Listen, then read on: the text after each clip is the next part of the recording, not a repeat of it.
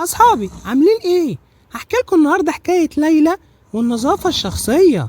قامت ليلى من نومها بكل نشاط من غير حتى المنبه ما يرن، عشان خاطر هي نايمة بدري. وبعد كده مامتها دخلت عشان تصحيها، لقيتها صاحية، اتدلعت على مامتها وقالت لها سيبيني انام شوية كمان.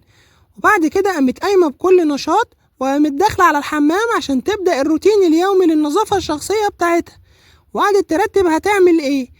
وبعد كده بدأت بغسيل الأسنان وغسلت سنانها كويس جدا، وبعد كده غسلت وشها بالمية كويس جدا، بعد كده غسلت ايديها الاتنين بالصابون وفضلت تغسلهم مدة كبيرة عشان خاطر تتأكد ان مفيش اي بكتيريا. وبعد كده مامتها مشطت لها شعرها وسرحتها بالفرشة، وبعد كده اهو طلعت الفستان الجميل بتاعها وقامت لابساه، وكانت طايرة من الفرحة وهي لابسة الفستان.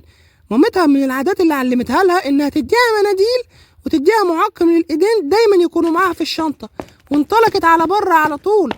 ولسه هتخرج بره قابلت صاحبتها لوزة، لكن لوزة ما كانتش نظيفة زيها وبتقول لها ريحتك حلوة قوي يا ليلى. قالت لها ما هو ده العادي بتاعي، يلا عشان ما نتأخرش عشان نلحق البارك. وراحوا هما الاتنين الحديقة وفضلت تتزحلق، وكانت طايرة من السعادة لحد ما زياد قام وقع في الطينة خالص. وبعد ما زياد وقع في الطين واتلحوس قامت رايحة مطلعة له ليلى مناديل وقالت له اتفضل يا زيزو. قام جاي ماسك المناديل وقايل لها انت على طول مستعدة ونضيفة.